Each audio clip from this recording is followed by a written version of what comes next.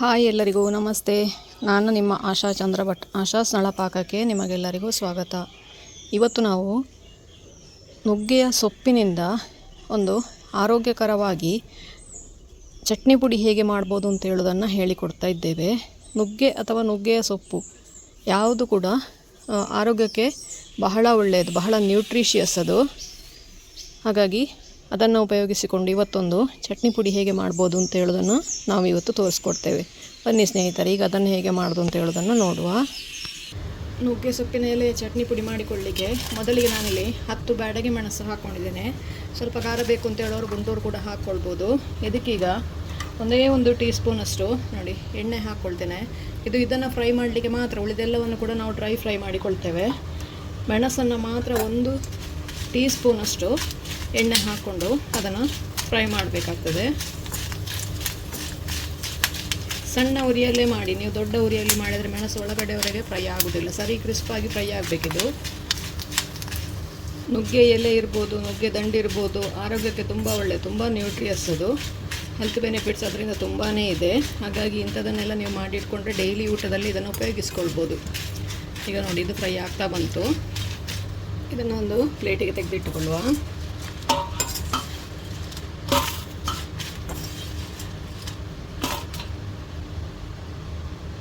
ಅದರಲ್ಲಿ ಉಳಿದ ಎಣ್ಣೆಗೆ 1 ಕಡಲೆ ಗಾತ್ರದ ಇಂಗು ಹಾಕ್ಕೊಳ್ತಾ ಇದ್ದೇನೆ.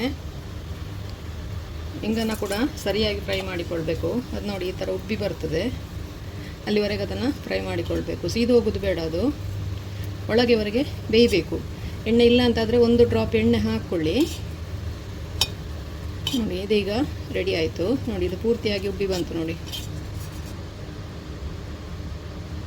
1 ಹಿಡಿಯಷ್ಟು ಕಡಲೆಬೇಳೆ ಹಾಕ್ಕೊಳ್ತಾ ಇದ್ದೇನೆ. ಕಡಲೆಬೇಳೆ ಎಷ್ಟು ಹಾಕ್ಕೊಂಡಿದ್ದೀರಿ ಅಷ್ಟೇ ಉದ್ದಿನಬೇಳೆ ಕೂಡ. ಇದರ ಜೊತೆಗೆ ನಾನು 1 ಟೀ ಸ್ಪೂನಷ್ಟು ಜೀರಿಗೆ ಕೂಡ ಹಾಕ್ಕೊಳ್ತಾ ಇದ್ದೇನೆ. ಇವನ್ನು ಈಗ ಎಣ್ಣೆ ಹಾಕದೇನೆ ಡ್ರೈ ಆಗಿ ಫ್ರೈ ಮಾಡಿಕೊಳ್ಬೇಕು. ಸಣ್ಣ ಉರಿಯಲ್ಲಿ ಫ್ರೈ ಮಾಡೋದ್ರಿಂದಾಗಿ ಚೆನ್ನಾಗಿ ಪರಿಮಳ ಬರ್ತದೆ ಇದು. 2-3 ಬೀಜದಷ್ಟು ಹುಣಸೆ ಹಣ್ಣು ಹಾಕ್ಕೊಳ್ತಾ ಇದ್ದೇನೆ. ಇದರ ಜೊತೆಗೇ ಫ್ರೈ ಆಗಲಿ ಅದು. ಇದನ್ನು ಈಗ ಸಣ್ಣ ಉರಿಯಲ್ಲಿ ಫ್ರೈ ಮಾಡಿಕೊಳ್ಳುವ.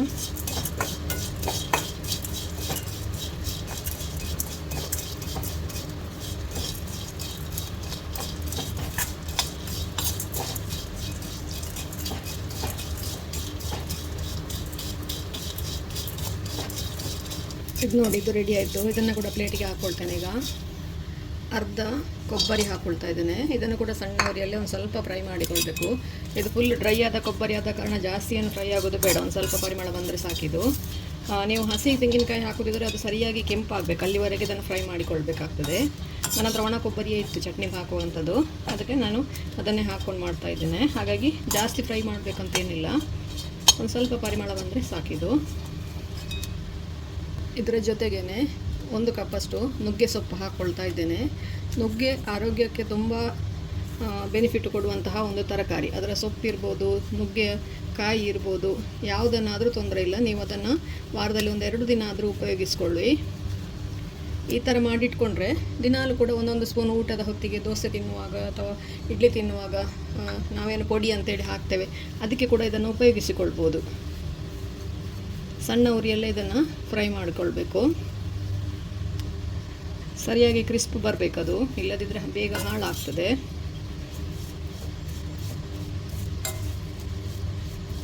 ಇದನ್ನು ಬೇರೆ ಬೇರೆ ಕೂಡ ಮಾಡಿಕೊಳ್ಬೋದು. ನಾನು ಇದರ ಜೊತೆಗೆ ಹಾಕ್ತಾ ಇದ್ದೇನೆ. ಕಾಯಿ ನಂದು ಜಾಸ್ತಿ ಏನು ಫ್ರೈ ಆಗಬೇಕು ಅಂತ ಇಲ್ಲ, ಹಾಗಾಗಿ ನಾನು ಅದರ ಜೊತೆಗೆ ಹಾಕ್ಕೊಳ್ತೇನೆ. 2 ಕೂಡ ಜೊತೆಯಲ್ಲೇ ಆಗ್ತದೆ. ನೀವು ಇದನ್ನು ಬೇರೆ ಬೇರೆ ಮಾಡಿಕೊಳ್ಬೋದು, ಸುಲಭ ಆಗ್ತದೆ ಅದು. ಇದೀಗ ಕ್ರಿಸ್ಪ್ ಆಯಿತು. ಇದನ್ನು ಕೂಡ ಒಂದು ಪ್ಲೇಟಿಗೆ ಹಾಕ್ಕೊಳ್ತೇನೆ. ಇದು ಪೂರ್ತಿ ತಣ್ಣಗಾಗಬೇಕು ಪುಡಿ ಮಾಡಲಿಕ್ಕೆ. ಈಗ ಕೊನೆಗೆ ಒಂದು ಸ್ವಲ್ಪ ಕರಿಬೇವಿನ ಸೊಪ್ಪು ಸೇರಿಸ್ಕೊಳ್ತೇನೆ. ಸಾಧಾರಣ ಇದು ಕೂಡ ನುಗ್ಗೆ ಸೊಪ್ಪು ಎಷ್ಟು ಹಾಕ್ಕೊಂಡಿದ್ದೇನೆ ಅಷ್ಟೇ ಹಾಕ್ಕೊಳ್ತಾ ಇದ್ದೇನೆ. ಕರಿಬೇವು ಕೂಡ ಹಾಗೆ ಆರೋಗ್ಯಕ್ಕೆ ತುಂಬ ಒಳ್ಳೆಯದು, ರಕ್ತ ಶುದ್ಧೀಕರಣದಲ್ಲಿ. ಹಾಗೆ ನಿಮ್ಮ ತಲೆ ಕೂದಲು ಬೆಳ್ಳಗಾಗಿದ್ದರೆ ಅದನ್ನು ಕಪ್ಪು ಮಾಡಲಿಕ್ಕೆ ತುಂಬ ಹೆಲ್ಪ್ಫುಲ್ ಆಗ್ತದೆ ಇದು. ಹಾಗಾಗಿ ಇದನ್ನು ಕೂಡ ನಮ್ಮ ಆಹಾರದಲ್ಲಿ ನಾವು ಯಾವತ್ತೂ ಉಪಯೋಗಿಸ್ಕೊಳ್ಬೇಕು. ಹಾಗಾಗಿ ಈ ರೂಪದಲ್ಲೆಲ್ಲ ನಾವು ಅದನ್ನು ಸುಲಭವಾಗಿ ತಿನ್ನಿಸ್ಬೋದು ಮಕ್ಕಳಿಗೆಲ್ಲ. ಇದು ಕೂಡ ಹಾಗೆ ಗರಿ ಗರಿ ಆಗೋವರೆಗೆ ಫ್ರೈ ಮಾಡಿಕೊಳ್ಬೇಕು. ಇದೆಲ್ಲ ಸಣ್ಣ ಉರಿಯಲ್ಲೇ ಫ್ರೈ ಮಾಡಿಕೊಳ್ಬೇಕು, ಯಾವುದನ್ನು ಕೂಡ ದೊಡ್ಡ ಉರಿಯಲ್ಲಿ ಮಾಡುವ ಹಾಗೆ ಇಲ್ಲ. ಸರಿಯಾಗಿ ಕರಿಬೇವು ಹುಡಿ ಆಗಬೇಕು. ಇದು ನೋಡಿ, ಇದು ಇನ್ನೂ ಹುಡಿ ಆಗ್ತಾ ಇಲ್ಲ.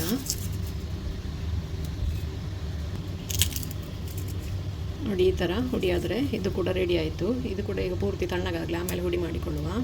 ಇದೀಗ ನೋಡಿ ಪೂರ್ತಿಯಾಗಿ ತಣ್ಣಗಾಯಿತು. ಇದನ್ನೀಗ ಮಿಕ್ಸ್ ಜಾರಿಗೆ ಹಾಕ್ಕೊಂಡು ಹುಡಿ ಮಾಡಿಕೊಳ್ತೇನೆ. ರುಚಿಗೆ ಬೇಕಾದಷ್ಟು ಉಪ್ಪು ಕೂಡ ಹಾಕ್ಕೊಳ್ಳುವ ಇದಕ್ಕೇನೆ.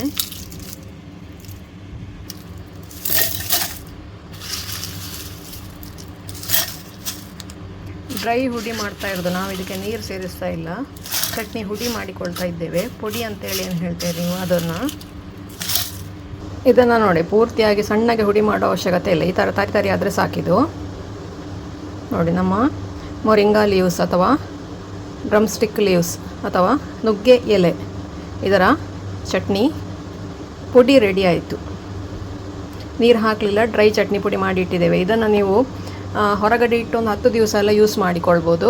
ಹಾಗೆ ಫ್ರಿಜ್ಜಲ್ಲಿಟ್ಟು 1 ತಿಂಗಳವರೆಗೆಲ್ಲ ಇದನ್ನು ಯೂಸ್ ಮಾಡಿಕೊಳ್ಬೋದು. ಡೈಲಿ ಊಟದ ಜೊತೆಗೆ ಒಂದೊಂದು ಸ್ಪೂನ್ ಹಾಕ್ಕೊಂಡು, ಅಥವಾ ನೀವು ಇಡ್ಲಿ ದೋಸೆ ಮಾಡಿದರೆ ಅದರ ಮೇಲಿಂದ ಹೀಗೆ ಸ್ಪ್ರಿಂಕಲ್ ಮಾಡ್ಬೋದು. ನಿಮಗೆ ಹೇಗೆ ಬೇಕೋ ಹಾಗೆ ಉಪಯೋಗಿಸ್ಕೊಳ್ಬೋದು ಇದನ್ನು ಪುನಃ ಅದೇ ಬಟ್ಟಲಿಗೆ ಹಾಕಿ ಸ್ವಲ್ಪ ತಣಿಲಿಕ್ಕೆ ಬಿಡ್ತೇನೆ ಇದನ್ನು. ಯಾಕೆಂದರೆ ನಾವು ಕಡಿಯುವಾಗ ಮಿಕ್ಸಿ ಜಾರಲ್ಲಿ ಅದೊಂದು ಸ್ವಲ್ಪ ಆದರೂ ಬಿಸಿಯಾಗಿರ್ತದೆ. ಇದು ಪೂರ್ತಿ ತಣ್ಣಗಾಗಬೇಕು.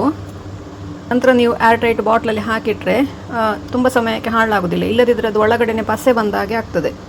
ಬಿಸಿಗೆ ನೀರಿನ ಆವಿ ಬಾಟ್ಲಲ್ಲಿ ಕಾಣಿಸ್ಕೊಳ್ತದೆ, ಆವಾಗ ಇದು ಬೇಗ ಫಂಗಸ್ ಬರ್ತದೆ. ಅದಕ್ಕೋಸ್ಕರ ಫುಲ್ ಇದು ತಣ್ಣಗಾದ ನಂತರ ಇದನ್ನು ಗಾಳಿ ಆಡದ ಜಾರಲ್ಲಿ ತುಂಬಿಸಿ ಇಟ್ಕೊಳ್ಬೇಕು. ನೀವು ಕೂಡ ಒಮ್ಮೆ ಈ ಚಟ್ನಿ ಪುಡಿಯನ್ನು ಖಂಡಿತ ಟ್ರೈ ಮಾಡಿ ನೋಡಿ, ಹೇಗಾಗ್ತದೆ ಅಂತೇಳಿ ನನಗೆ ಕಮೆಂಟ್ ಮೂಲಕ ತಿಳಿಸಿ. ಒಂದು ಲೈಕ್ ಕೊಟ್ಟು ಶೇರ್ ಮಾಡಿ.